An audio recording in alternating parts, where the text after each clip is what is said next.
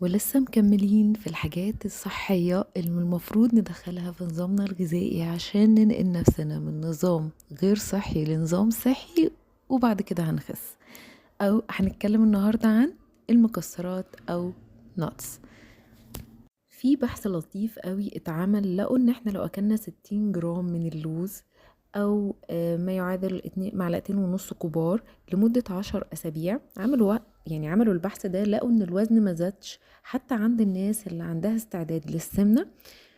ولكن لما نيجي نختار المكسرات لازم تكون زيرو سولت، ما فيهاش ملح خالص، وكمان تكون كميات محددة جدا جدا جدا في اليوم. طيب ليه بقى لازم اكل اصلا مكسرات؟